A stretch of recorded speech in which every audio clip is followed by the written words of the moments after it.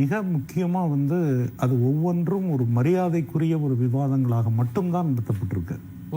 மாறுபட்ட கருத்து கூட மரியாதைக்குட்பட்டதாக இருந்திருக்கு. இந்தியாவினுடைய அரசியல் வரலாற்றில் பூனே ஒப்பந்தம் நீங்கள் கேள்விப்பட்டிருப்பீங்க.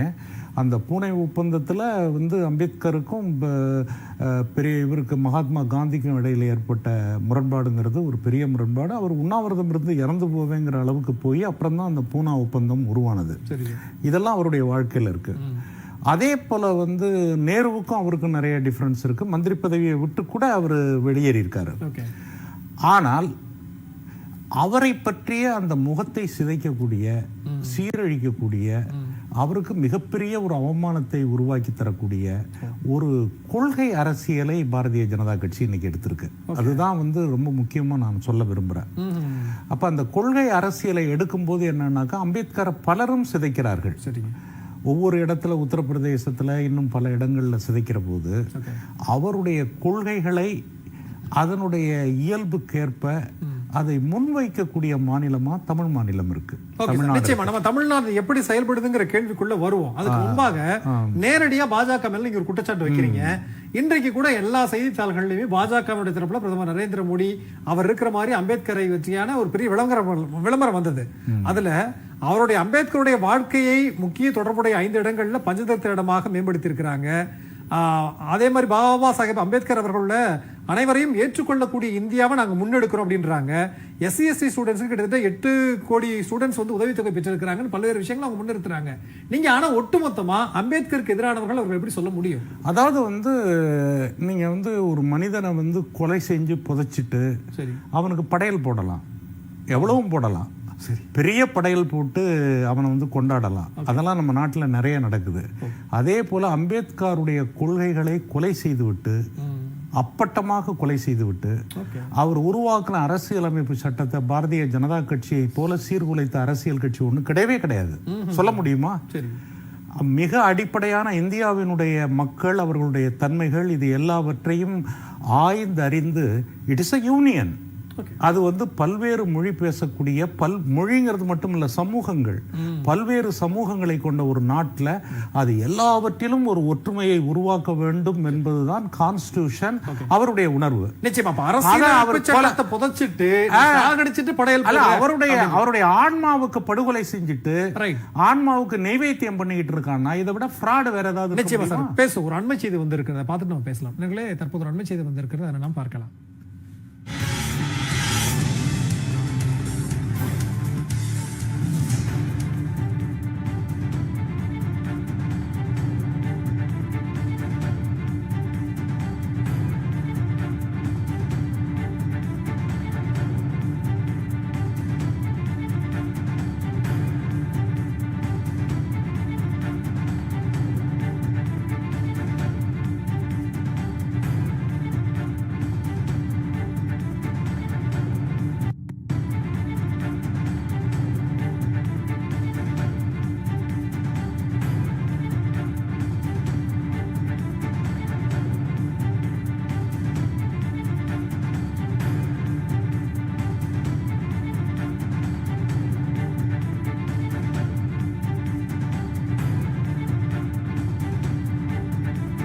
தற்போது வந்திருக்கக்கூடிய ஒரு அண்மை செய்தியை நாம் பார்த்துக் கொண்டிருக்கிறோம். ஹஜ் பயணிகளுக்கான ஒதுக்கீடு விவகாரம் குறித்து முதலமைச்சர் அவர்கள் வலியுறுத்தி இருக்கிறார்கள். பயண ஏற்பாட்டாளர்கள் மூலமாக ஹஜ் பயணத்திற்கான ஒதுக்கீடு ரத்து செய்யப்பட்டிருப்பது ஹஜ் பயணிகளை பாதிப்படைய செய்யும் என்று முதலமைச்சர் அவர்கள் அந்த செய்தியிலே குறிப்பிட்டிருக்கிறார். அது மட்டுமல்லாமல் ஹஜ் பயணத்தை உறுதி செய்யுமாறு வெளியுறவுத்துறை அமைச்சருக்கு முதலமைச்சர் அவர்கள் வலியுறுத்தி இருக்கிறார்கள். எப்போதுமே தாழ்த்தப்பட்ட, ஒடுக்கப்பட்ட, விளிம்புநிலை மக்களுக்கான ஒரு குரலாக முதலமைச்சர் இருந்து கொண்டிருக்கிறார்கள். அந்த வகையிலே ஹஜ் பயணம் சம்பந்தமான ஒரு செய்தியை பார்த்துக் கொண்டிருக்கிறோம்.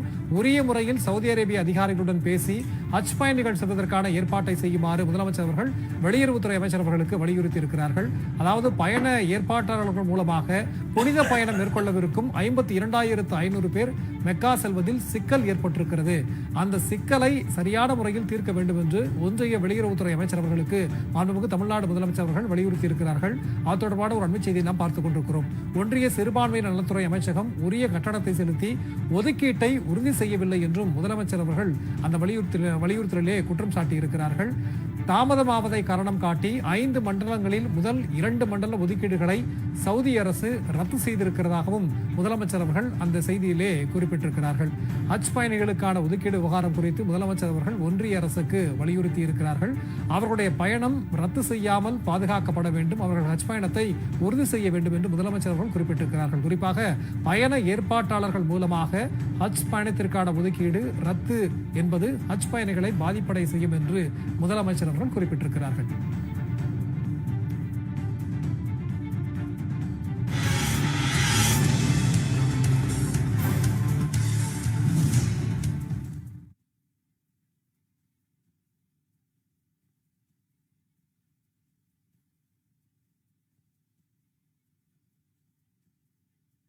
நமது கலைஞர் செய்திகள் தொலைக்காட்சியில் இன்றைய நிகழ்ச்சிகள் அனைத்தையும் வழங்குவோர் தங்கமயில் ஜுவல்லரியின் டிஜிகோல்ட் சேமிப்பு திட்டம். இது ஸ்மார்ட்டான சேமிப்பு திட்டம். பவர்ட் பை ரகங்கள் பலவிதம், ஒவ்வொன்றும் உலகத்தரம். Anuj styles, super Saravana store. Summer கோடையை கொண்டாடலாம். ஆட்சியின் புதிய அறிமுகம் ஆட்சி ஹோட்டல் சாம்பார் தூள் 50 கிராம் 20 ரூபாய் மட்டுமே.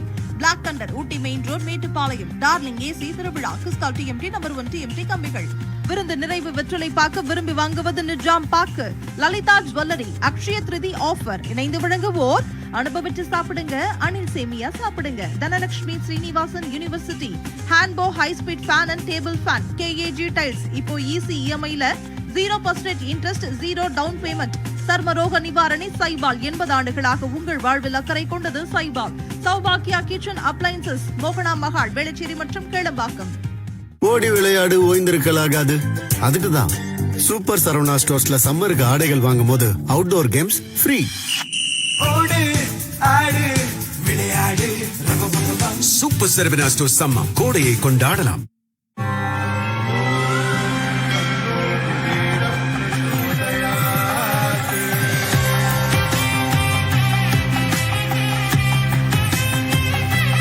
இந்த அக்ஷய திருதியில ஆத்மார்த்தமான ஆஃபர். உங்க லலிதாவோட ஏற்கனவே கம்மி சேதாரத்துல 1 இல்ல இன்னும் 2%, 3% கம்மி. வைர நகை கேரட்டுக்கு 6000 ரூபாய் கம்மி. மார்க்கெட்ல இருக்கிற அத்தனை ஆஃபரையும் உங்க லலிதா விலையோட கம்பேர் பண்ணுங்க. ஹோட்டல் சாம்பாரின் மனமெதிலே, ஆச்சி ஹோட்டல் சாம்பார் தூளிலே, சரியான நிறமெதிலே, சாம்பாரின் சிறப்பெதிலே, ஆச்சி ஹோட்டல் சாம்பார் தூளிலே. இனி ஹோட்டல் சாம்பார் இப்போ வீட்லயே சமைக்கலாம். ஆச்சி ஹோட்டல் சாம்பார் தூள். ஒரு நல்ல குடும்ப தலைவியா என் கடமையை செய்ய எங்களுக்கு துணையா இருக்கிற சௌபாகியா கிச்சன் அப்ளையன்சஸ் தான் பெண்களின் மிகப்பெரிய கௌரவம்.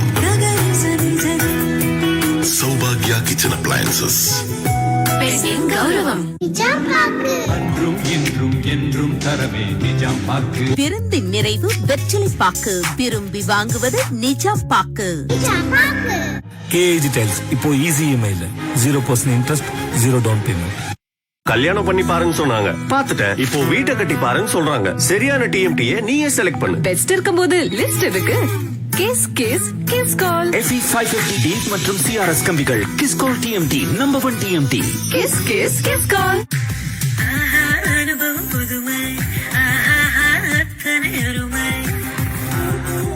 அருமையான ருசிக்கு அனில் சேமியா.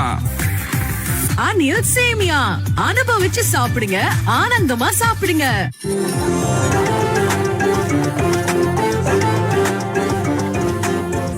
Anuj SHG scratch free tiles. No more scratch, no more tension. இரு வீட்டார் கலந்து இரு மனம் இணையும் திருமண விழாவுக்கு மோகனா மகால் 3 அரங்குகள். மோகனா மண்டபம், மோகனா அரங்கம், மோகனா மினி ஹால். அனைத்து வசதிகளுடன் விநாயகர் கோவில் மற்றும் புஃபே விருந்துக்கு ரூஃப் கார்டன். உங்கள் விழா எதுவாக இருந்தாலும் மோகனா மகாலில் கொண்டாடுங்கள். OMR கேளம்பாக்கம் 9444996161. கண்ணும் கண்ணும் கொள்ளையடித்தால் காதல் என்று அர்த்தம்.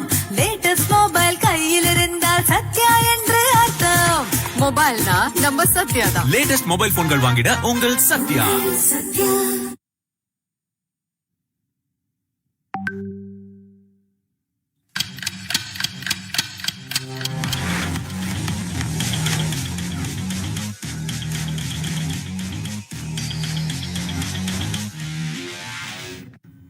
சிந்தனை கிளம்பு நிகழ்ச்சிக்கு நேர்களை மீண்டும் வரவேற்கும். ராமவைரம் சார், உங்கள்கிட்ட தான் கேட்க விரும்புகிறேன். முதலமைச்சர் அவர்கள் அம்பேத்கர் பிறந்த நாளை சமத்துவ நாள் அப்படின்னு அறிவித்தது மட்டுமல்ல, உறுதிமொழி ஏற்க சொல்றார். அரசினுடைய அலுவலகங்கள்ல எல்லாருமே உறுதிமொழி ஏற்க சொல்றாரு. அப்ப அதனுடைய நோக்கம் என்னங்கிறது ஒண்ணு இருக்கு.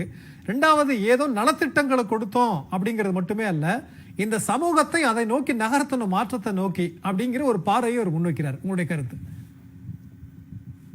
அதாவது நீங்கள் குறிப்பிட்டதை போல வெறுமனை, அதாவது எப்படின்னா, ஒரு தலைவரை அந்த பிம்பத்தை முன்னிறுத்துவது மட்டுமன்றி அவருடைய தத்துவத்தை முன்னிறுத்துவது, அவர் அம்பேத்கருடைய கனவுகளை நனவாக்குவது என்ற ஒரு இலக்கை நோக்கித்தான் இந்த அரசு பயணிக்கிறது. அதற்கு காரணம் தான் அண்ணல் எப்படி தந்தை பெரியாருடைய பிறந்த நாளை சமூக நீதி நாள் என்று சொன்னாரோ, அதே போல அண்ணல் அம்பேத்கருடைய பிறந்த நாளை, என்ன அம்பேத்கருடைய அடிப்படை கோட்பாடே பாத்தீங்கன்னா சமத்துவம், சகோதரத்துவம் தான். அப்ப அந்த சமத்துவ நாளாக ஏப்ரல் 14 கடைபிடிக்க வேண்டும். அதே போல அரசு அலுவலகங்களில் அத்தனை பேருமே அதற்கான ஒரு உறுதிமொழியை ஏற்கணும் அப்படின்னு. அதுவும் இந்த ஆண்டு கூடுதல் சிறப்பு என்னன்னா, ஒவ்வொரு திராவிட முன்னேற்ற கழகத்திலும் ஒவ்வொரு மாவட்ட கழக அலுவலகங்களிலும் இந்த நிகழ்ச்சி நடத்தப்பட்டு அந்த உறுதிமொழி ஏற்க வேண்டும் அப்படிங்கறத கூடுதல் அறிவுறுத்தி இருந்தார். அது மட்டும் இல்ல, இப்போ இந்த அரசு எப்படி அதை நோக்கி பயணிக்கிறதுன்னு இன்னைக்கு நான் நேரடியாக பார்த்த ஒரு சம்பவத்தை உங்களோடு பகிர்ந்து கொள்ள ஆசைப்படுகிறேன். அதாவது இன்னைக்கு சென்னையில நிகழ்ச்சி நடக்குது. துணை முதல்வர், முதல்வர், அதே போல அம்பேத்கர் அவர்களுடைய பேரன் பிரகாஷ் அம்பேத்கர் போன்றவரெல்லாம் பங்கேற்ற அந்த நிகழ்ச்சியினுடைய நேரலை ஒவ்வொரு மாவட்டங்களிலும் அந்த மாவட்டம் சார்பாக ஒரு இடத்துல அந்த நேரலை நிகழ்ச்சி நடத்தப்பட்டு ஆங்காங்கே அந்த மாவட்டத்தில் இருக்கக்கூடிய அமைச்சர் பெருமக்கள் பங்கேற்று அங்கே நலத்திட்ட உதவிகளை பயனாளிகளுக்கு வழங்கினார்கள். இன்றைக்கு மதுரை அமெரிக்கன் கல்லூரிக்கு நான் அந்த நிகழ்ச்சிக்காக போயிருந்த போது மதுரையை சேர்ந்த அமைச்சர்கள் மணியவரி மற்றும் பத்திரப்பதிவுத்துறை அமைச்சர் மூர்த்தி அவர்களும், அதே போல தகவல் தொழில்நுட்பத்துறை அமைச்சர் முனைவர் பழனிவேல் தியாகராஜன் அவர்களும் வழங்குகிறார். அந்த நிகழ்ச்சியில இப்போ பயனாளிகள்கிட்ட நின்று பேசி கொண்டிருக்கும் போது ஒரு பயனாளி கேட்கிறார். ஏன்னா இவங்க பேசினாங்க, முதல்ல செல்வ பிறந்தை அவர்கள் பேசினார், தொடர்ந்து நேரலையில் உதயநிதி ஸ்டாலின் அவர்கள் பேசினார், துணை முதல்வர். அடுத்து பிரகாஷ் அம்பேத்கரை மக்களுக்கு தெரியல, தெரியாத முகம் யாருன்னு கேட்கும்போது நான் அருகில் இருந்தவர்கிட்ட சொல்றேன், இவர் பிரகாஷ் அம்பேத்கர், அம்பேத்கருடைய பேரன் அப்படின்னு சொல்றேன். அடுத்த உடனே அந்த கிராமத்துக்காரர் ஒரு கேள்வியை கேட்டார். இந்தியால இத்தனை மாநிலம் இருக்கே, அம்பேத்கர் பேரை அவர் பிறந்த நாளைக்கு தமிழ்நாட்டுக்கு வர்றாரு என்ற ஒரு கேள்வியை முன்வைத்தார். அப்போ அந்த கேள்விதான் இந்த ஆட்சி எப்படி நடந்து கொண்டிருக்கிறது அப்படிங்கிறதுக்கு அத்தாட்சி. அப்போ இந்தியாவில் அனைத்து மாநிலங்களிலும் அம்பேத்கருடைய சிந்தனைகளை, அவருடைய கனவுகளை முன்னெடுக்கக்கூடிய முதல் மாநிலமாக தமிழ்நாடு இருக்கிற காரணத்தினால அம்பேத்கருடைய வழித்தோன்றல் தமிழ்நாட்டு நிகழ்ச்சியில் நம்முடைய முதல்வர் மு.க. ஸ்டாலின் அவர்களோடு அந்த மேடையிலே பங்கேற்று அந்த நிகழ்ச்சியில் பேசுகிறார் அப்படிங்கிற விஷயத்த அந்த கிராமத்தை சேர்ந்தவருக்கு எடுத்து கூடிய பிறகு அப்போ அவர் ஆமா பரவாயில்ல, அதனாலதான் அவர் வந்திருக்காரு என்று சொல்லுகிறார். இந்த நிலையிலே எதிர்முகாம் எப்படி இருக்கிறது? ஐயா மகேந்திரன் அவர்கள் குறிப்பிட்டார்களே, அம்பேத்கரை வெறும் பிம்பமாக காட்டி அவருக்கு செயல்கள்லாம் நாங்க செய்திருக்கிறோம் என்று பேசுகிற பாஜக உண்மையிலேயே அம்பேத்கர் சிந்தனைகளை முன்னெடுக்கிறதா, இல்ல அம்பேத்கரை வெறும் பிம்பமா மட்டும் அந்த வாக்குக்காக பயன்படுத்துகிறார்களா அப்படின்னு பாத்தீங்க அப்படின்னா, இப்ப அண்மையில ஒரு 2 வாரத்துக்கு முன்பாக நம்முடைய இந்திய பிரதமர் மோடி அவர்கள் நாக்பூருக்கு போறார், RSS தலைமையகத்துக்கு போறார். போயிட்டு அங்க இருக்கக்கூடிய அந்த நாக்பூரில் இருக்கக்கூடிய அம்பேத்கருடைய நினைவாக இருக்கக்கூடிய அந்த இடத்துக்கும் போறார். இது எப்படி இருக்குன்னா, நம்ம ஒரு திரைப்பட காட்சியில பார்த்திருப்போம், வடிவேலு வாக்களித்து விட்டு வெளியே வர்ற ஒருத்தட்ட கேட்பாரு, நீ யாருக்கு வாக்களிச்சேன்னு. உனக்கு தான் வாக்களிச்சேன்னு இங்கிட்டு சொல்லுவார், அங்கிட்டு போய் உனக்கு தான் வாக்களிச்சேன்னு சொல்லுவார். என்ன அப்படின்னா, தென்னை மரத்து சின்னத்துக்கு ஒரு குத்து, ஏணிக்கு ஒரு குத்துன மாதிரி. அப்ப பிரதமர் மோடி இன்றைக்கு நடந்து கொண்டது என்ன அப்படின்னா, ஆனால் அம்பேத்கர் நினைவிடத்துக்கு போறார். ஆனால் அதே நேரத்தில் அங்க அம்பேத்கர் சிந்தனைகளுக்கு நேர் எதிராக இருக்கக்கூடிய எந்த மனு தர்மத்தை அம்பேத்கர் தீயிட்டு கொளுத்தினாரோ, எந்த இந்து மதம் என்னை ஜாதியை பாதுகாக்கிறது, எங்களை எல்லாம் ஒடுக்கப்பட்டவர்களாக வைத்திருக்கிறது, நான் ஒரு இந்துவாக சாக மாட்டேன் என்று சொல்லி 10 லட்சம் மக்களோடு அன்றைக்கு பௌத்தத்தை தழுவினாரோ, அந்த இந்துத்துவ சிந்தனைகளை முன்னெடுக்கக்கூடிய RSS அலுவலகத்துக்கு போறார். அங்க போய் கோல்வால்கருடைய கனவுகளை நான் உண்மையாக்குவேன் என்று சொல்லுகிறார். இங்கே அம்பேத்கருக்கு ஒரு சம்பிரதாயத்துக்காக ஒரு மாலையை போடுகிறார். ஆக இப்படி இருக்கிற எதிர்முகாமுக்கு நிச்சயமா எனக்கு இந்த இடத்துலதான் ஒரு கேள்வி வருது. சமத்துவ நாளான இன்று பிரகாஷ் அம்பேத்கர் நேரா தமிழ்நாட்டுக்கு வர்றார்.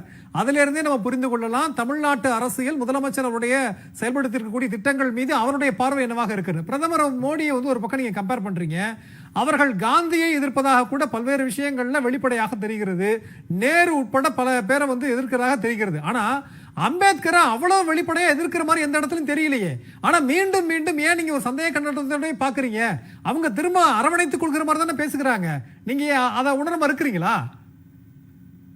அது வந்து எப்படி அப்படின்னா, நாங்கள் என்ன கேட்கிறோம்னா, அது அம்பேத்கர் மீதான அக்கறை அல்ல, அந்த மக்களுடைய வாக்குகளை பெறுவதற்காக, ஒடுக்கப்பட்ட சமுதாய மக்களுடைய வாக்குகளை பெறுவதற்காக அவர்கள் அம்பேத்கருடைய பெயரை பயன்படுத்துகிறார்கள் என்று சொல்லுகிறோம். இப்ப நாங்க இப்ப திமுக வெளிப்படையா அவரை விமர்சிப்பதற்கு அவர்களுக்கு தைரியம் இல்ல, அச்சம் இருக்கிறது அப்படின்றீங்க. கண்டிப்பாக. அதாவது எப்படின்னா, அவங்க பார்ப்பனியமோ RSS சித்தாந்தமோ என்ன அப்படின்னா, பகைமையை உச்சரிப்பது, பகைமையை வந்து ஆதரிப்பது போல ஆதரித்து கொஞ்சம் கொஞ்சமாக அவர்களை அழித்து விடுவது, அவர்கள் சித்தாந்தத்தை அழித்து விடுவது. இப்ப அந்த இடத்துல நேரடியாக அவர்களால் பெரியாரை தொட முடியவில்லை. காரணம் என்ன அப்படின்னா, பெரியார் வெறும் உருவமா மட்டும் இல்ல, அவர் தத்துவமாக்கப்பட்டார். ஒரு உதாரணத்துக்கே சொல்றேன், பெரியார் சிலை வைக்கப்படுகிற இடத்துல பெரியாருடைய மேற்கோளை வைக்கிறோம். கடவுளை கற்பித்தவன் காட்டு மிராண்டி, கடவுளை நம்புறவன் முட்டாள், அந்த பெரியாருடைய முக்கியமான ஒரு கருத்தை இங்கே பொறிக்கப்படுகிறது. அதே போல நாங்கள் பலமுறை வலியுறுத்தி இருக்கிறோம். அம்பேத்கர் வந்து பௌத்தத்தை தழுவிய போது அவர் 22 உறுதிமொழிகளை ஏற்கிறார். அந்த 22 உறுதிமொழிகளை அம்பேத்கர் சிலைகளோடு வைக்கணும். ஏன்னா வெறும் சிலை வச்சாதானே நீ வந்து அந்த இடத்தை வந்து தன்னுடைய இடமா பாப்ப. அப்ப அந்த இடத்துல அம்பேத்கருடைய கருத்துக்களும் பதிவு செய்யப்பட வேண்டும் என்கிறதை நாம் பலமுறை வலியுறுத்தி இருக்கிறோம்.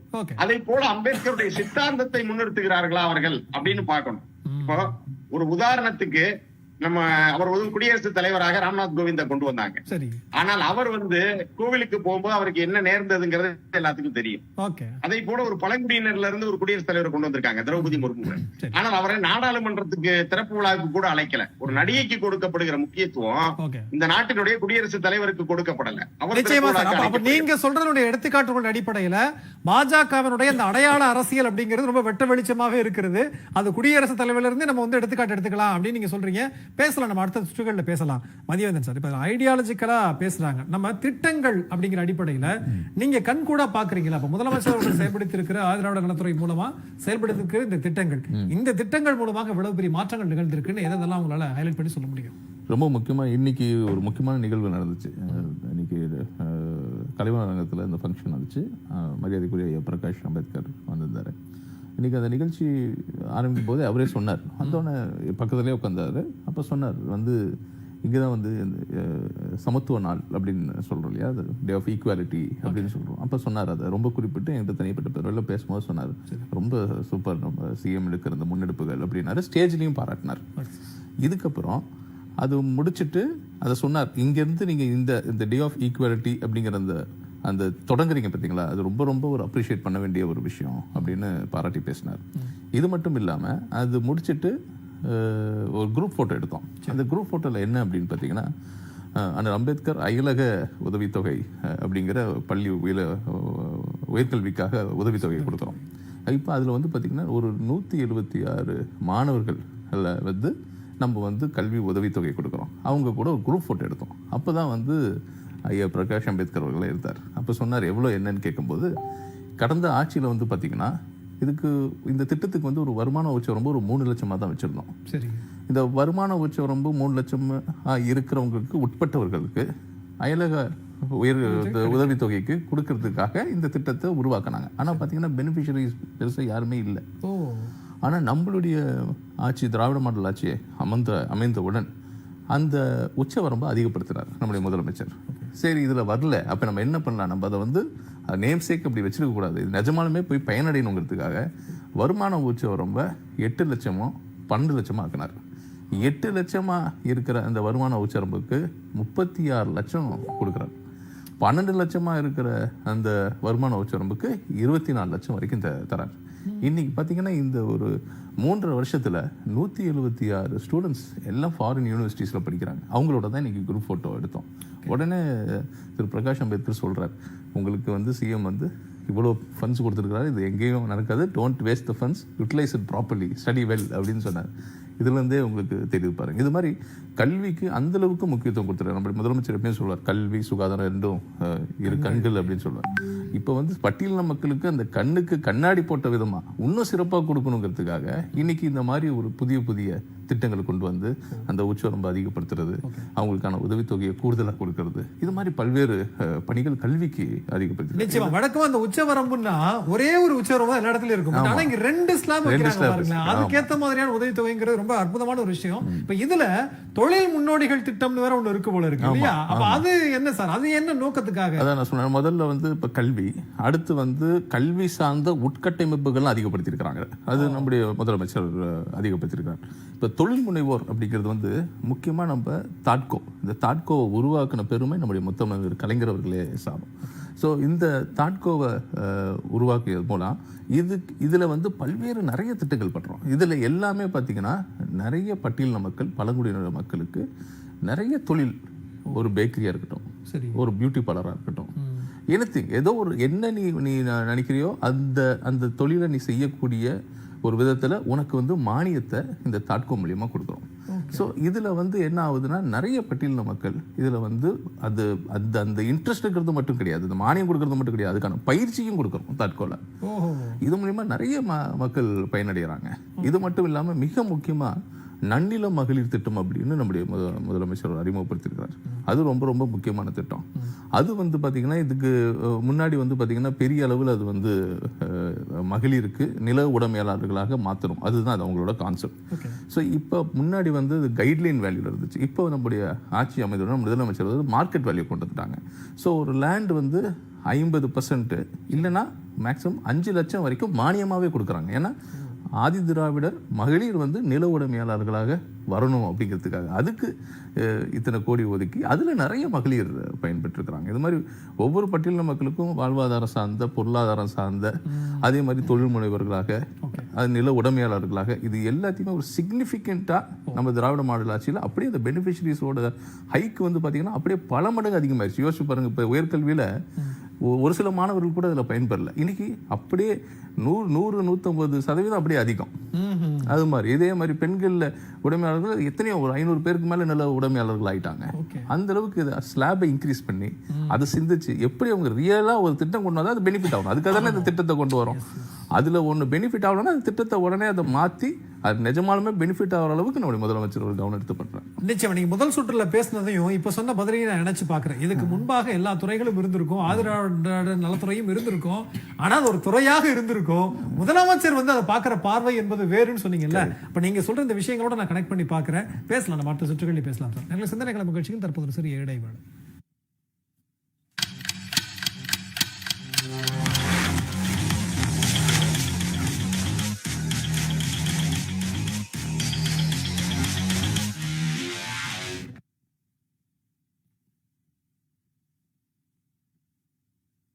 வணக்கம் ராமநாதபுரம், உங்க லலிதா ஜுவல்லரியோட புது ஷோரூம் இன்னும் பெருசா ரயில்வே ஃபீடர் ரோட்ல April 14 கோலாகல ஆரம்பம். எங்க கிட்ட தான் வாங்கணும்னு சொல்லல, எங்க கம்மியோ அங்க வாங்குங்கன்னு சொல்றேன். அன்போட வரவேற்கிறேன்.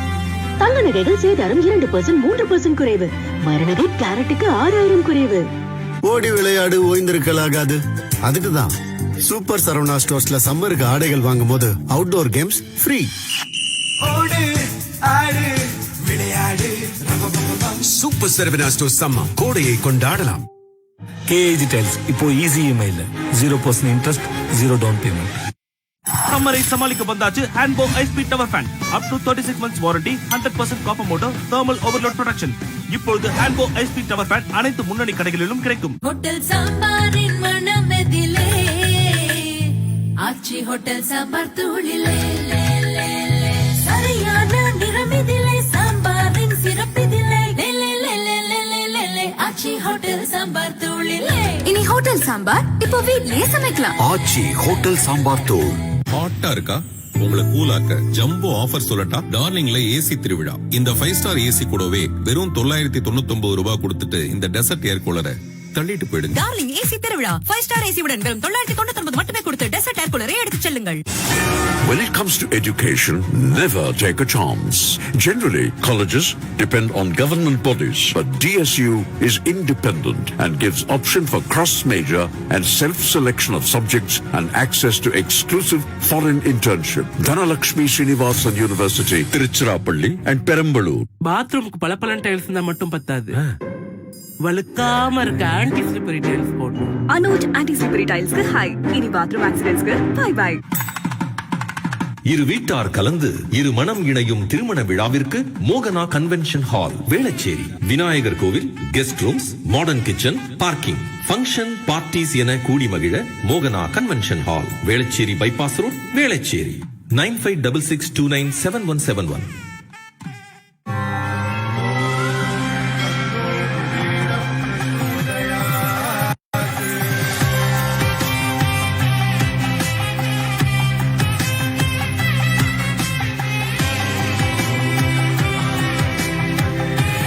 அக்ஷய திருதியில என் ஆத்மார்த்தமான ஆஃபர். உங்க லலிதாவோட ஏற்கனவே கம்மி சேதாரத்துல 1 இல்ல இன்னும் 2%, 3% கம்மி. வைர நகை கேரட்டுக்கு 6000 ரூபாய் கம்மி.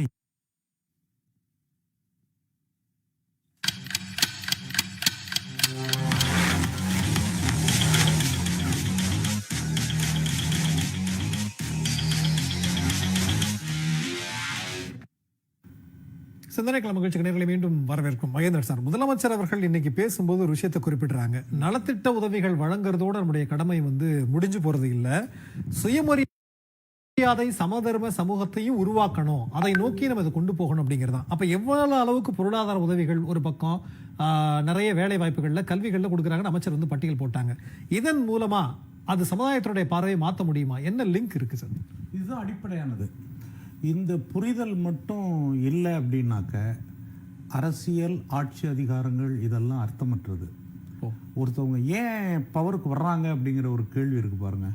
ஒரு கட்சி அல்லது ஒருத்தவங்க ஏன் அதிகாரத்துக்கு வர்றாங்க அப்படிங்கிற கேள்வியை நீங்கள் எடுத்து பார்த்தீங்கன்னா, முதல்ல ஒரு சமத்துவத்தை உருவாக்குவது அவர்களுடைய நோக்கம். அண்ணா ஆரம்பத்தில் இருக்கலாம், அதுக்கு பிற்பாடு கலைஞர் இருக்கலாம், அதே போல் காந்தி ஃபஸ்ட்டு வர்ற போது இருக்கலாம், அல்லது காமராஜ் பொறுப்பெடுத்த காலங்களில் பார்த்தீங்கன்னாக்க அவர்களுடைய இலக்கு என்பது ஒரு அடித்தளத்தில் இருக்கக்கூடிய மக்களை அடிப்படையில் மாற்றுவது. மாற்றம்ங்கிறது 2. சரி. ஒன்று என்னன்னா சிந்தனை மாற்றம், சரி. மற்றொன்று அவனுடைய பொருளாதார மாற்றம். ஓகே. பொருளாதார மாற்றம் அப்படிங்கிறத பற்றிய பிரச்சாரங்கள்லாம் என்னை பொறுத்த வரைக்கும் தனிப்பட்ட முறையில் அது தேர்தல் ரிலேட்டடாக நான் பார்க்குறேன். தேர்தலுக்கான ஒரு விஷயமா பார்க்குறேன். அதை நலத்திட்டங்கள் அல்லது மற்றது இது மாதிரி வைக்கும்போது இப்போ மோடியே பார்த்திங்கன்னா ஏகப்பட்ட மலிவான திட்டங்கள் எல்லாம் அறிவித்து அந்த மயக்கத்தை மட்டும் உருவாக்குறாங்க. ஆனால் அது உள்ளுக்கு இருக்கக்கூடிய இன்னொரு ஆழம் என்னன்னா ஒரு சிந்தனை பூர்வமான மாற்றம். சரி. அந்த ஒரு ஒடுக்கப்பட்ட மக்களுடைய விடுதலை என்பது ஏதோ அவனுக்கு சாப்பாடு கொடுக்கறதுனால போகிறதுனால ஆயிரதில்லை. சரி. அவனுக்குள்ள ஒரு சிந்தனை மாற்றம் ஏற்படணும். ஓகே. ஒரு மாற்றம் என்பது ஒரு நாள் ஒரு பொழுதுல ஏற்படக்கூடிய ஒரு விஷயம் கிடையாது. அதுக்கு தொடர்ச்சியான முயற்சி எடுக்கணும். இல்ல, அது ஒரு புரிதலுக்காக நான் கேட்கிறேன். சிந்தனை மாற்றத்தை உருவாக்கணுங்கிறதுல மாற்று கருத்து இல்லை. ஆனா இன்னைக்கு தேவை எனக்கு ஒரு சாப்பாடு, எனக்கு ஒரு கல்வி அப்படிங்கும் போது அதை கொடுக்கறது எப்படி தேர்தல் நோக்கி ஒரு அரசியல் பார்வையா இருந்துட முடியும்னு. அதாவது இங்கதான் நீங்க உங்களை போன்றவர்கள் எல்லாம் ஒரு குழப்பத்தை உருவாக்கிக்கிறீங்க. நான் ரொம்ப வெளிப்படையா சொல்ல ஆசைப்படுறேன். ஒரு சித்தாந்த அடிப்படை இல்லாத உதவிகள் என்பது ஒரு அர்த்தமற்ற உதவிகள். அதுக்கு ஒரு சித்தாந்த நோக்கம் வேணும். ஒருத்தனுக்கு ஒரு ஒடுக்கப்பட்ட மக்களுடைய விடுதலை, பெரியார் இருக்காரு, ஒடுக்கப்பட்ட மக்களுடைய விடுதலை அப்படின்னு அவர் சொல்ற போது என்னன்னாக்க வெறும் கல்வி சாப்பாடு மட்டுமல்ல, கல்வியும் சாப்பாடும் அவனுடைய விடுதலையை கூடுதலாக்குது.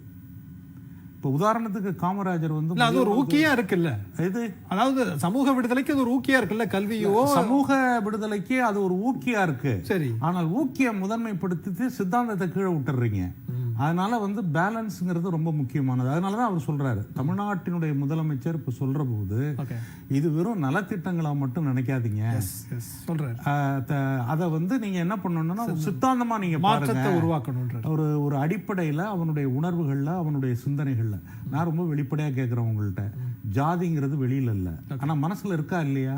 இல்லைன்னு யாராலையும் சொல்ல முடியாது. அப்ப அவர் என்ன சொல்லும் போது என்னன்னாக்கா அதுதான் பிரச்சனை. நம்ம நாட்டினுடைய மக்களுடைய அடிப்படையான பிரச்சனை என்ன அப்படின்னாக்க, மன ரீதியாகவும் சிந்தனை ரீதியாகவும் ஒரு மனிதன் முழுமை பெறான். சரி. அந்த முழுமை என்பது ஏற்படல. அந்த முழுமையற்ற தன்மை தான் இன்னைக்கு இருக்கிற பிரச்சனை.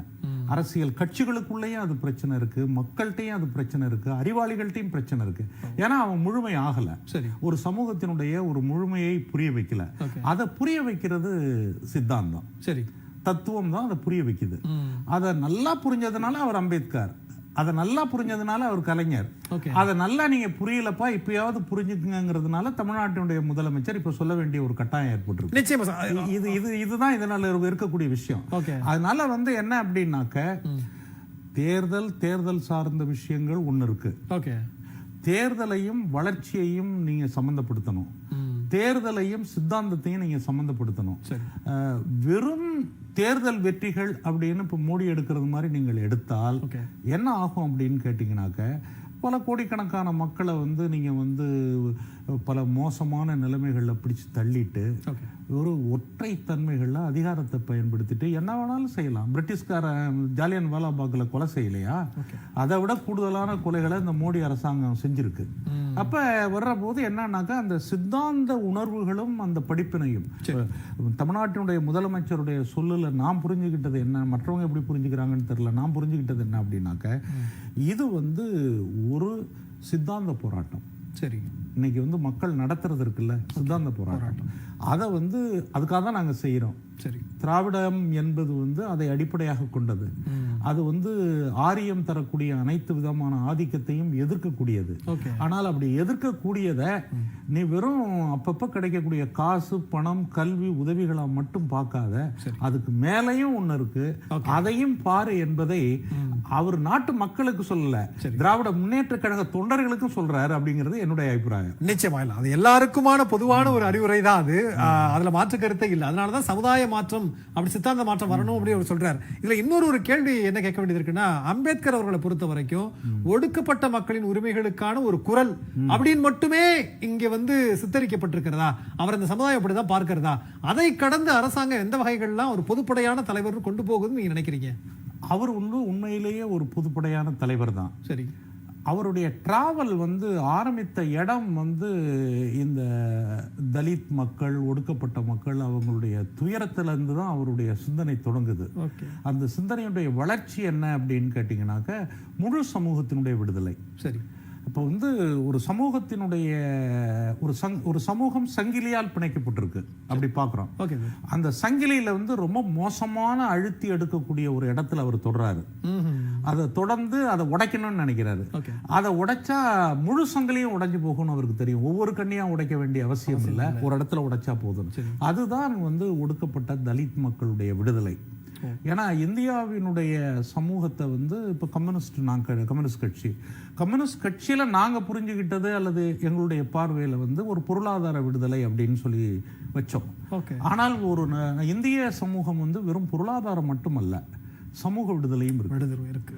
அந்த சமூக விடுதலையும் பொருளாதார விடுதலையும் இதுதான் இந்த இடங்கள்ல தான் கம்யூனிஸ்டுகளுக்கும் பெரியாருக்கும் கம்யூனிஸ்டுகளுக்கும் அம்பேத்கருக்கும் ஒரு சின்ன டிஃபரன்ஸ் இருந்தது. சரி, ஆனால் காலப்போக்கில் அவங்க நினைத்ததனுடைய கருத்துக்களை கம்யூனிஸ்ட் கட்சிகள் இன்னைய திட்டத்தில் இன்னைக்கு ஏத்துக்கிறாங்க.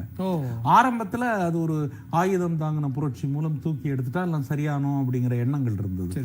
அப்ப அவருடைய விடுதலை என்பது ஒட்டுமொத்தமான சமூகத்துக்கு சாதாரண விஷயம் கிடையாது. அவருடைய அரசியலமைப்பு சட்டத்தினுடைய உள்நோக்கங்கள் நீங்க பாத்தீங்கன்னா முழு சமூகத்தையும் எப்படி ஒருங்கிணைப்பது, அதுல சுமைய கூடுதலா இருக்கக்கூடிய தலித் மக்களுடைய விடுதலை என்ன, மேல உட்கார்ந்து திட்டமிட்டு ஆதிக்கப்படுத்தக்கூடிய பிராமணிய மனோநிலையும் அதனுடைய மேல் கட்டுமானமும் எப்படி இருக்கு அப்படிங்கறத பத்தி ரொம்ப சயின்டிபிக் ஃபார்ம் அவருடைய ஃபார்ம். அதனால அது தலித் மக்களுக்கான ஒரு தலைவர் மட்டுமே சொல்ல முடியாது, இந்திய மக்களுக்குமான நவீன தலைவர். He is a leader of the modern society. நிச்சயமா சார், பேசுவோம். ராமவைரம் சார், இப்போ இதுல சமூக நல திட்டங்கள் அப்படிங்கிற அடிப்படையில மட்டும் இல்ல, இதுல சமூக மாற்றத்தையும் நம்ம கொண்டு வரணும்னு முதலமைச்சருடைய நோக்கம் அதுவாகத்தான் இருக்கிறது. அதற்கு நிறைய திட்டங்களை செயல்படுத்துறாங்க. ரெண்டாவது இன்னொரு விஷயத்தையும் அவர் குறிப்பிட்டு சொல்றாரு, சட்டப்பணிகள் மூலமாகவும் இதை செய்யணும் அப்படிங்கிற விஷயத்தை முன்வைக்கிறாங்க. அடிப்படையில் நீங்க ஒரு லாயர் எப்படி பாக்குறீங்க? கண்டிப்பாக அனைத்து திட்டங்களையுமே நீங்க சமூக மாற்றத்தையும் நாம் கொண்டு வர வேண்டும். ஆனால் அதே நேரத்துக்கு அதற்கேற்ற வகையில் சட்ட திட்டங்களையும் நாம் தயார்படுத்தணும். அதுதான் ஒன்று. இப்போ நீங்க நீதித்துறை அப்படின்னு எடுத்துக்கிட்டீங்கன்னா, நீதித்துறையில் இன்னைக்கு வரைக்கும் இடஒதுக்கீடு இல்லை. இப்போ முதல் முறையாக தந்தை பெரியார் காலத்துல அவர் சொல்றாரு, சென்னை உயர் நீதிமன்றம் 140 ஆண்டு காலம் ஆகிவிட்டது, ஆனால் அங்கே இன்னும் கூட ஒரு ஒடுக்கப்பட்டவர் நீதியரசராக வர முடியவில்லை, நான் ஒரு போராட்டம் அதுக்காக அறிவிக்க போகிறேன்னு சொல்லும் பொழுது தலைவர் கலைஞர் சொல்றார், நான் இருக்கும்போது நீங்கள் எதற்கு போராட வேண்டும் அப்படின்னு சொல்லி அவர் உயர்நீதிமன்ற நீதிபதியாக திரு வரதராஜன் என்பவரை நியமிக்கிறார். அந்த சென்னை உயர் நீதிமன்ற நீதிபதியாக வந்த வரதராஜன் அவர்கள் தான் முதன்முறையாக இந்திய உச்ச நீதிமன்றத்துக்கே நீதியரசராக சென்றவர். ஆக அப்படி ஒரு நிலைதான் இன்றைக்கு இருக்கிறது. அப்படி இருக்கிற இடத்துல நாம் இன்றைக்கு ஒடுக்கப்பட்டவர்களுக்காக ஒரு சமூக மாற்றத்திற்கு ஒரு சட்டத்தையும் நாம் சட்ட ரீதியாகவும் நாம் நம்மை தயார்படுத்த வேண்டும் அப்படிங்கிற ஒரு நிலையும் இருக்கிறது. இன்னொன்னு நம்ம பேசுற மாதிரி அம்பேத்கர் அவர்களை நாம் ஒரு ஒடுக்கப்பட்டவருக்கான தலைவராக மட்டுமல்ல, நம்ம எப்படி பார்க்கிறோம்னா ஆதிக்கத்துக்கு எதிரானவர். அந்த பெரியாரா தான் சொல்லுவார், நான் ஆதிக்கம் எந்த இடத்தில் இருந்தாலும் நான் அதற்கு எதிரானவன் அப்படின்னு சொல்லுவார். ஒருத்தர் கணவர் போய் வீட்டுல மனைவிய திட்டினார்னா அப்போ நான் மனைவியின் பக்கம் நிப்பேன் அப்படிங்கறத அவர் சொன்னது. ஒரு தொழிலாளியை ஒரு முதலாளி ஒடுக்கினார் என்றால் நான் அந்த தொழிலாளியின் பக்கத்துல இருப்பேன். இப்படி எந்த இடத்தில் ஆதிக்கம் இருந்தாலும் அந்த ஆதிக்கத்திற்கு எதிரானவராகத்தான் பெரியாரை பார்க்கிறோம். அப்படி அதே சிந்தனைகளை உள்வாங்கியவராகத்தான் அண்ணல் அம்பேத்கரும் இருக்கிறார். அப்போ அந்த இடத்துல ஆதிக்கம் யார் இவங்க அதிகமாக ஒடுக்கப்பட்ட காரணத்தினால அவர்களை கைதூக்கி விட நினைக்கிறோம். இப்ப உதாரணத்துக்கு பாத்தீங்க அப்படின்னா அது அம்பேத்கருடைய சிந்தனைக்கு செயல் வடிவத்தை திராவிட முன்னேற்ற கழகம் எப்படி கொடுத்திருக்கிறது அப்படின்னு பாத்தீங்க அப்படின்னா, ஒரு காலத்துல தாழ்த்தப்பட்டோருக்கு வீட்டுக்கு தபால் வந்துச்சுன்னா அவங்களுக்கு வீட்டுக்கு கொடுக்க மாட்டாங்க. இப்ப மற்ற உயர் ஜாதியினருக்கு தபால் அவங்க வீட்டுல டெலிவரி பண்ணுவாங்க இந்த போஸ்ட். தாழ்த்தப்பட்டோருக்கு வந்தா என்ன செய்வாங்கன்னா, அந்த ஊர் ஓரத்துல இருக்கக்கூடிய ஒரு மரக்கிளையில அந்த அஞ்சலர் கட்டி விட்டு போயிருவார், போஸ்ட்மேன் கட்டி விட்டு போயிருவார். அப்ப தாழ்த்தப்பட்ட மக்கள்ல ஒவ்வொருத்தரும் போய் அங்க செக் பண்ணிக்குவாங்க தான் பேருக்கு எதுவும் தபால் வந்திருக்காங்க. ஆனால் அப்படி இருக்கிற நிலையில ஒட்டுமொத்த இந்திய ஒன்றியத்தினுடைய தொலைத்தொடர்புத்துறை அமைச்சராக, அஞ்சல் துறை அமைச்சராக அந்த சமுதாயத்திலிருந்து ஒரு பிரதிநிதியை கொண்டு போய் தலைவர் கலைஞர் உட்கார வச்சார். அப்போ திராவிடம் எப்படி அவர்களை அதிகாரத்தை நோக்கி நகர்த்துகிறது அப்படிங்கறத பார்க்கணும். இன்றைக்கு இருக்கக்கூடிய நம்முடைய முதல்வர் மு க ஸ்டாலின் தலைமையிலான இந்த திராவிட மாடல் அமைச்சரவை தான் ஒடுக்கப்பட்டோருக்கான அதிகமான பிரதிநிதித்துவத்தை கொடுத்த அமைச்சரவை. அண்ணன் மதிவேந்தன் அவர்கள் இருக்கிறார், அதே போல ஐயா சி.வி. கணேசன் இருக்கிறார், அண்ணன் கோவி செலியன் இருக்கிறார், அம்மா கைல்வெளி செல்வராஜ் இருக்கிறார்கள். இப்படி அனைத்து அதிகமான ஒரு பிரதிநிதித்துவங்களை கொடுத்துவது மட்டுமல்லாமல் அதிகமான முக்கியத்துவம் வாய்ந்த துறைகள், உயர்கல்வித்துறை போன்ற துறை இதற்கு முன்பாக இப்படி ஒடுக்கப்பட்ட பின்புலத்திலிருந்து வந்தவர்களுக்கு தரப்பட்டதில்லை. ஆனால் முதல் முறையாக அண்ணன் கோவி செலியன் அவர்களுக்கு வழங்கப்பட்டிருக்கிறார். அப்போ எந்த இடத்துல எது இல்லையோ அவர்களை முன்னிறுத்தி எல்லோருக்கும் எல்லாம் என்று நாம் அவர் சொல்லுவதை போலவே அவர் நடந்து கொள்கிறார். இப்படி பல்வேறு வகையில நம்ம அம்பேத்கருடைய சிந்தனைகளுக்கு செயல் வடிவம் கொடுக்கிறோம், தேவையான இடத்திலே சட்ட வடிவம் கொடுத்திருக்கிறோம். அண்ணல் அம்பேத்கர் ஒன்றிய சட்ட அமைச்சர் பொறுப்பை எதற்காக துறந்தாருன்னு எல்லாத்துக்கும் தெரியும். இந்து வாரிசுரிமை சட்டத்துல ஒரு திருத்தம் கொண்டு வர நினைக்கிறார், பெண்களுக்கும் சொத்துரிமை என்ன. அது முதல் முறையாக அதை கையிலே எடுத்தது சுயமரியாதை இயக்கம். திராவிட இயக்க தமிழர் பேரவை கோவையிலே 26-27 சுயமரியாதை இயக்கத்தினுடைய 100ஆண்டு விழா மாநாட்டை கொண்டாட இருக்கிறோம். அப்ப சுயமரியாதை இயக்கத்தினுடைய முதல் மாநாடு செங்கல்பட்டுல நடக்கும் பொழுது அந்த மாநாட்டினுடைய தீர்மானம் தான் பெண்களுக்கு சொத்துரிமை வழங்கணும் அப்படிங்கிறது. அதை 1956 அண்ணல் அம்பேத்கர் சட்ட முன்வடிவாக நாடாளுமன்றத்தில் வைக்கிற போது அங்கே தோற்கடிக்கப்படுகிறது. அப்ப அதன் விரக்தியிலே தான் அவர் வெளியேறுகிறார் ஒன்றிய சட்ட அமைச்சர் பொறுப்பிலிருந்து. ஆனால் அதை 1989 இந்தியாவில் முதல் மாநிலமாக அம்பேத்கர் நிறைவேற்ற நினைத்ததற்கு சட்ட வடிவம் கொடுத்தது திராவிட முன்னேற்ற கழகம் தலைவர் கலைஞர். நாம 1989 கொண்டு வந்தா கூட 2005 தான் இந்திய ஒன்றியம் முழுக்க கொண்டு வந்தாங்க. அந்த இந்து வாரிசுரிமை சட்டம் திருத்த சட்டம் 2005 என்பதுதான் பெண்களுக்கு சமமான சொத்துரிமை என்பதை தருகிறது.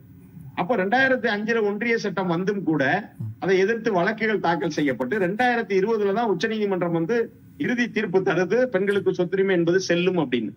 அப்போ இது போன்ற ஒரு அண்ணல் அம்பேத்கருடைய சிந்தனையை நாம் ஏறத்தாழ ஒரு 30 ஆண்டுகளுக்கு முன்பாக நாம் செயல் வடிவம் கொடுத்திருக்கிறோம். அதன் பிறகுதான் இந்தியா அதை ஃபாலோ பண்ணுது. அததான் இன்னைக்கு பிரகாஷ் அம்பேத்கர் பேசையில கூட ஒரு வேண்டுகோளை வைக்கிறார். நீங்க ஆணவ கொலைக்காக ஒரு சட்டம் இயற்றணும், தமிழ்நாடு செஞ்சா மட்டும்தான் அதை இந்திய ஒன்றியம் அதை ஃபாலோ பண்ணும் அப்படிங்கிற ஒரு விஷயத்தை அவர் முன்வைக்கிறார் என்று சொன்னால், இப்படி பல முன்மாதிரிகள் ஏற்கனவே இருக்கிற காரணத்தினாலதான் அவர் பிரகாஷ் அம்பேத்கர் இப்படிப்பட்ட கோரிக்கை எந்த இடத்துல வைக்கணும் என்பது தெரிந்து அவர் இன்றைக்கு நம்முடைய தளபதி அவர்களிடம் அந்த கோரிக்கை வைத்திருக்கிறார். நிச்சயமா சார். அப்ப ஒரு மாநில அரசின் மீது அவருக்கு நம்பிக்கையும் இருக்கிறது, எதிர்பார்ப்பும் இருக்கிறது. நம்ம சொன்னா அது நடக்கும் அப்படிங்கிறது தான் பார்க்கலாம். சின்ன ஒரு பிரேக் பிறகு நம்ம பேசலாம். நல்ல சிந்தனை கிழமை நிகழ்ச்சியில் தற்போது ஒரு சிறிய இடைவேளை.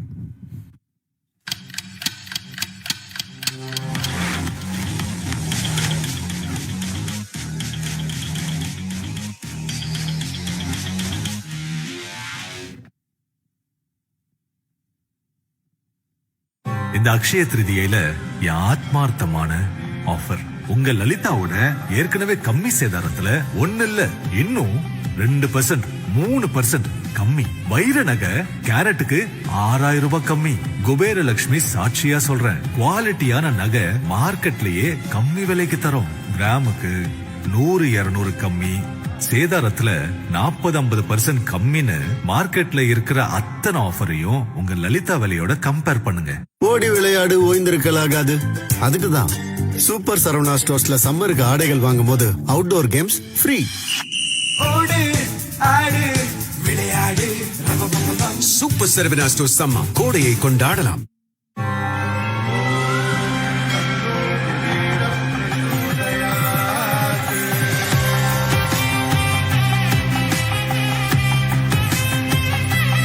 இந்த அக்ஷய திருதியில என் ஆத்மார்த்தமான ஆஃபர் உங்க லலிதாவோட ஏற்கனவே கம்மி சேதாரத்துல ஒண்ணு இல்ல இன்னும் 2% 3% கம்மி. வைர நகை கேரட்டுக்கு 6000 ரூபாய் கம்மி. மார்க்கெட்ல இருக்கிற அத்தனை ஆஃபரையும் உங்க லலிதா விலையோட கம்பேர் பண்ணுங்க. ஒரு நல்ல குடும்ப தலைவியா என் கடமையை செய்ய எங்களுக்கு துணையா இருக்கிற சௌபாகியா கிச்சன் அப்ளையன்சஸ் தான் பெண்களின் மிகப்பெரிய கௌரவம். Saubhagya kitchen appliances. பெண்ணின் கௌரவம். KAG Tiles இப்போ ஈஸி EMI இல்ல 0% இன்ட்ரெஸ்ட் 0 டவுன் பேமெண்ட். இனி ஒவ்வொரு வீடும் KAG Tiles வீடாகட்டும். KAG Tiles இது பேர் இல்ல பெருமை. When it comes to education, never take a chance. Generally, colleges depend on government bodies, but DSU is independent and gives option for cross-major and self-selection of subjects and access to exclusive foreign internship. Dhanalakshmi Srinivasan University, Tiruchirappalli and Perambalur. கல்யாணம் பண்ணி பாருன்னு சொன்னாங்க, பார்த்துட்டேன். இப்போ வீட்டை கட்டி பாருன்னு சொல்றாங்க. சரியான TMT நீயே செலக்ட் பண்ணு. பெஸ்ட் இருக்கும்போது லிஸ்ட் எதுக்கு? Kiss kiss kiss call. FE 550D மற்றும் CRS கம்பிகள். Kiss call TMT number 1 TMT. Kiss kiss kiss call. எனக்கு தான் சேர்த்து புண்ணு இருக்கு, நான் எப்படி விளையாடுறது? உன்னாலேயும் முடியும் சைபால் இருந்தா. 80 வருடங்களாக உங்கள் நலனில் ஆழ்ந்த அக்கறை கொண்டது சைபால். இனிமேல் சூரியனே நடு வீட்டுல வந்துட்டாலும் அனுஜ் கூல் ரூஃப் டைல்ஸ் போட்டிருந்தா வீடே கூல் தான். அனுஜ் கூல் ரூஃப் டைல்ஸ், இனி வீடே ஜில் ஜில் ஜிம்கானா டோய். இரு வீட்டார் கலந்து இரு மனம் இணையும் திருமண விழாவிற்கு மோகனா மகால் 3 அரங்குகள். மோகனா மண்டபம், மோகனா அரங்கம், மோகனா மினி ஹால். அனைத்து வசதிகளுடன் விநாயகர் கோவில் மற்றும் புஃபே விருந்துக்கு ரூஃப் கார்டன். உங்கள் விழா எதுவாக இருந்தாலும் மோகனா மகாலில் கொண்டாடுங்கள். OMR கேளம்பாக்கம் 9444996161.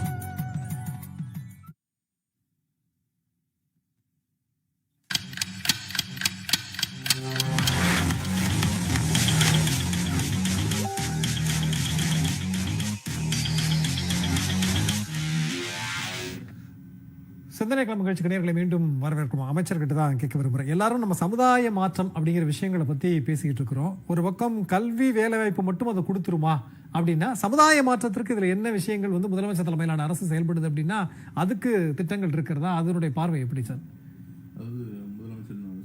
கல்வியில் எந்த அளவுக்கு மேம்படுத்தலாம், அதுக்கப்புறம் உட்கட்டமைப்பு வசதிகளை எப்படி மேம்படுத்தலாம், இப்போ விடுதிகளாக இருக்கட்டும், சமுதாய கூடங்களாக இருக்கட்டும், ஏற்கனவே இருக்கக்கூடிய பள்ளியில் இருக்கிற அறைகளாக இருக்கட்டும், எல்லாமே இது எல்லாத்தையும் மேம்படுத்துறதுக்கு நிதி ஒதுக்குறாரு. இது இல்லாமல் வாழ்வாதாரம் நம்ம சொன்ன மாதிரி அதுக்கான பயிற்சிகள் கொடுக்கறது, எக்ஸாம்ஸ்க்கு என்ன என்ன எல்லா எக்ஸாம்ஸ். ஒரு அண்மை செய்தி வந்திருக்காரு, பார்த்து பேசலாம். நெல்லை தற்போது ஒரு அண்மை செய்தி வந்திருக்கிறது, அதை என்ன பார்க்கலாம்.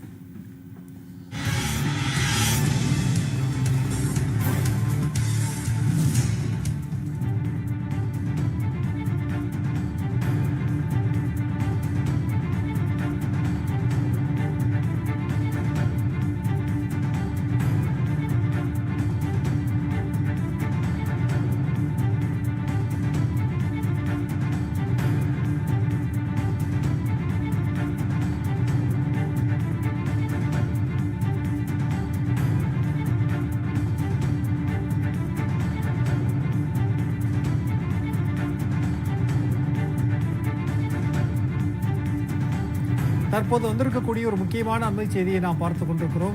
சட்டப்பேரவையில் நாளை மாநில சுயாட்சி தீர்மானம் நிறைவேற்றப்படுகிறது என்கிற செய்தியை நாம் பார்த்துக் கொண்டிருக்கிறோம். மாநில சுயாட்சி தொடர்பான தீர்மானத்தை மாண்புமிகு தமிழ்நாடு முதலமைச்சர் அவர்கள் சட்டப்பேரவையிலே நாளை தாக்கல் செய்கிறார் என்கிற அந்த அண்மை செய்தியை நாம் பார்த்துக் கொண்டிருக்கிறோம். திமுகவினுடைய அடிப்படையான ஒரு கொள்கை, அண்ணா அவர்கள் அடிக்கடி சொல்வதுண்டு, மாநிலத்தில் சுயாட்சி மத்தியில் கூட்டாட்சி என்பது. அதனை முன்னிறுத்தித்தான் பேரறிஞர் அண்ணாவும் இருந்தார், முத்தமிழறிஞர் கலைஞர் அவர்களும் இருந்தார். அதே வழியிலே மாண்புமிகு தமிழ்நாடு முதலமைச்சர் அவர்கள் சட்டமன்றத்திலே நாளை மாநில சுயாட்சி தீர்மானம் தாக்கல் செய்ய இருக்கிறார் என்கிற ஒரு அண்மை செய்தியை நாம் பார்த்துக் கொண்டிருக்கிறோம். முதலமைச்சர் அவர்கள் தலைமையிலான அரசு அடுத்தடுத்த சங்கடங்களை எல்லாம் எதிர்கொள்கிற போதெல்லாம், ஆனால் அதனை எதிர்த்து மீண்டும் சட்ட போராட்டமாக இருந்தாலுமே சரி, நாம் சமுதாய அளவில் செயல்படுத்துகிற பல்வேறு திட்டங்கள் திட்டங்களாக இருந்தாலுமே சரி, ஒவ்வொரு விஷயத்திலுமே மாநிலத்தை அந்த உரிமையை நிலைநாட்டுகிற வகையில் அவருடைய முடிவு என்பது இருந்து கொண்டே இருக்கிறது. அந்த அடிப்படையிலே நாளை சட்டப்பேரவையிலே மாநில சுயாட்சி தொடர்பான தீர்மானத்தை தாக்கல் செய்ய இருக்கிறார் மாண்புமிகு தமிழ்நாடு முதலமைச்சர் என்கிற ஒரு அண்மை செய்தியை நாம் பார்த்துக் கொண்டிருக்கிறோம். ஒன்றிய அரசு எத்தனையோ ஓரவஞ்சனைகள் மூலமாக நிதி உரிமையை பறித்துக் கொண்டே இருக்கிறது. இங்கே ஆளுநர் என்பவர் அத்தனை அதிகார அத்துமீறல்கள் என்பதும் நடந்து கொண்டே இருக்கிறது. இந்த நிலையிலே மாநிலங்களுக்கு அதிக அதிகாரம் வழங்க வலியுறுத்தும் வகையிலே மாநில சுயாட்சி தீர்மானத்தை மாண்புமிகு தமிழ்நாடு முதலமைச்சர் அவர்கள் நாளை சட்டப்பேரவையில் முன்மொழிகிறார் என்கிற அந்த அண்மை செய்தியை நாம் பார்த்துக் கொண்டிருக்கிறோம்.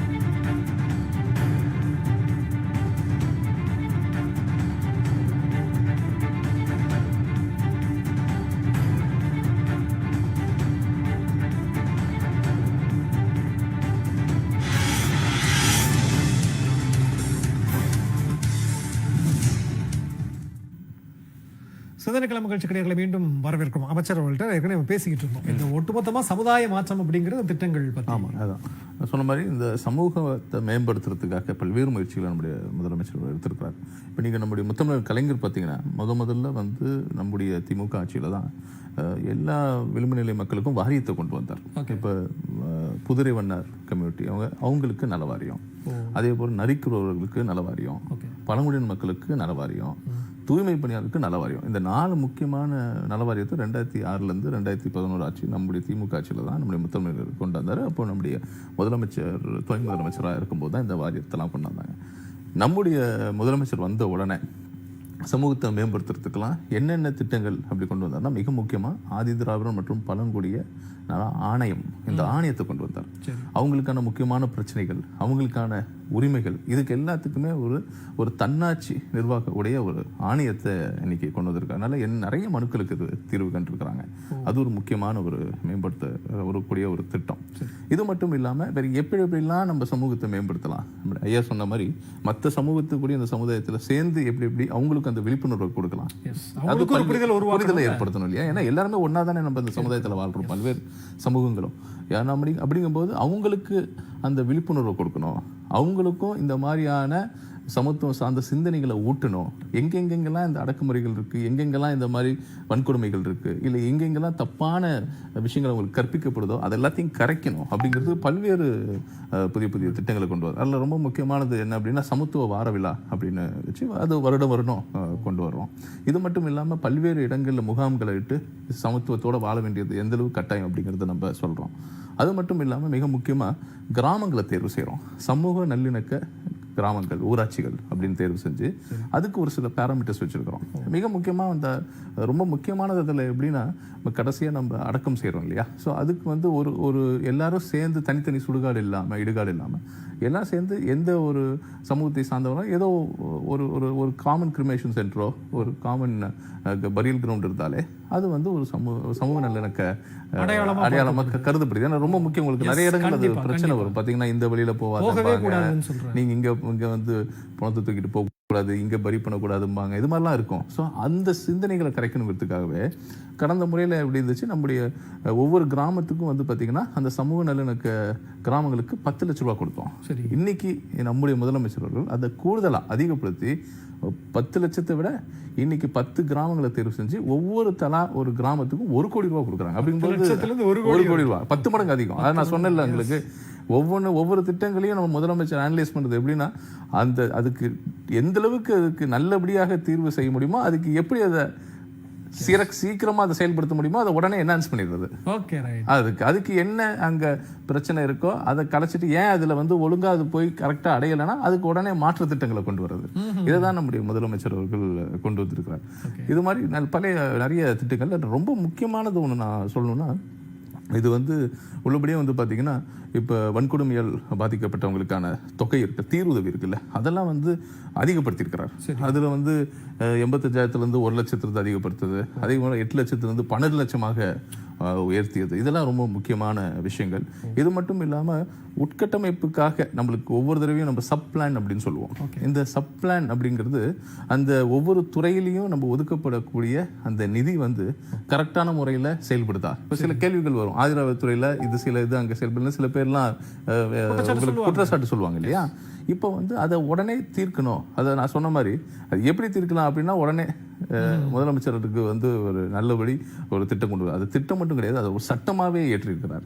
அது ஆதிதிராவிடர் மேம்பாட்டு செயல் திட்டம், அது வந்து சட்டமாகவே ஏற்றி நம்ம சட்டசபையில் நிறைவேற்றிட்டார். அதில் வந்து பார்த்தீங்கன்னா உங்களுக்கு டிஸ்ட்ரிக்ட் லெவலில் ஒரு கமிட்டி, அப்புறம் அந்த துறை அமைச்சர் தலைமையில் ஒரு எம்பவர்ட் கமிட்டி, அப்புறம் நம்ம முதலமைச்சர் தலைமையில் ஒரு உயர்நிலை குழு.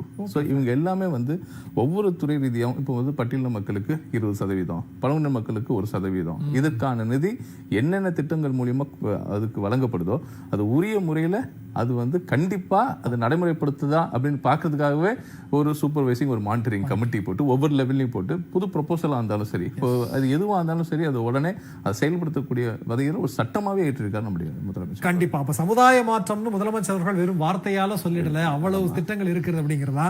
மகேந்திரன் சார், நீங்க ஆரம்பத்தில் சொன்னீங்க கல்வியோ இல்லை சாப்பாடு கொடுக்கறதோன்னு மட்டும் தீர்வு அல்ல அப்படின்னு. இப்போ இந்த திட்டங்கள்லாம் கேட்கும்போது உங்களுடைய மன உணர்வு ரொம்ப சுருக்கமான நேரம் இல்லை. இதுதான் நான் விரும்புறது. அதாவது வந்து இப்போ வந்து ஒரு 10 கோடி ரூபாய் வந்து ஒரு ஊரில் கொடுத்து அந்த ஊர் மக்களை வந்து ஒரு தொழில் அடிப்படையில் ஒருங்கிணைச்சு, என்றைக்குமே ஜாதி எப்போ மாறும் அப்படின்னு கேட்டிங்கனாக்க, அவர்களை ஒரு இடத்தில் தொழிற்சாலைகள் வந்ததற்கு பிறகு ஜாதி மாறினது, ஸ்கூல் வந்ததுக்கு பிற்பாடு ஜாதி மாறினது, அதே போல் பஸ் வந்ததுக்கு பிற்பாடு பக்கம் பக்கம் உட்கார வேண்டிய ஒரு நிர்பந்தம் வந்தது, ஒரு மாற்றம் ஏற்பட்டது. அதே போல் வந்து சமத்துவபுரம் கலைஞர் உருவாக்கின போது ஒரு மாற்றத்தை கொண்டு வர முடிஞ்சது.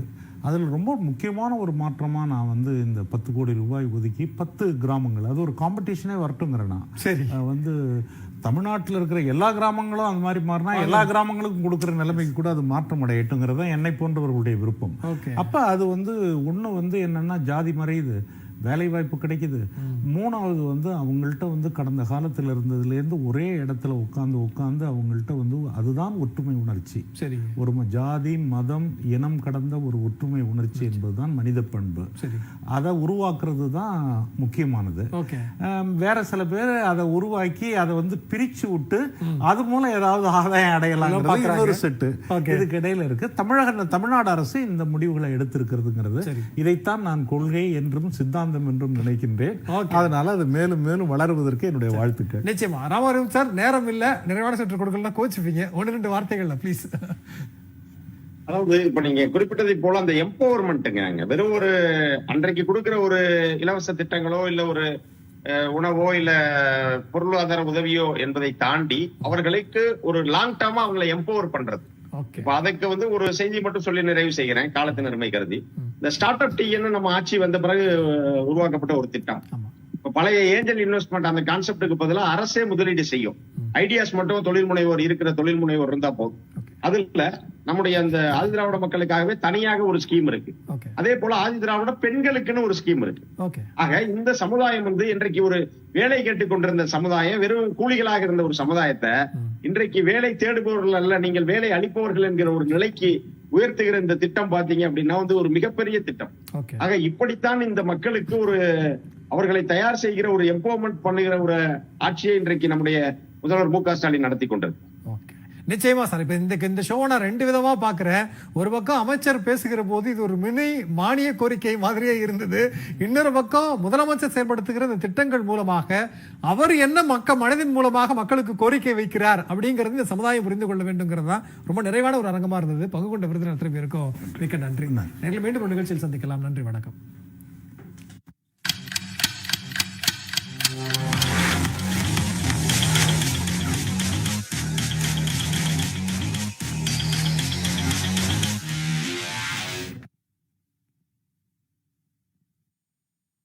சிந்தனை களம் பவர்ட் பை KAG டைல்ஸ். இப்போ ஈஸி EMI-ல 0% இன்ட்ரெஸ்ட், 0 டவுன் பேமெண்ட். அனுபவிச்சு சாப்பிடுங்க. அனில் சேமியா சாப்பிடுங்க.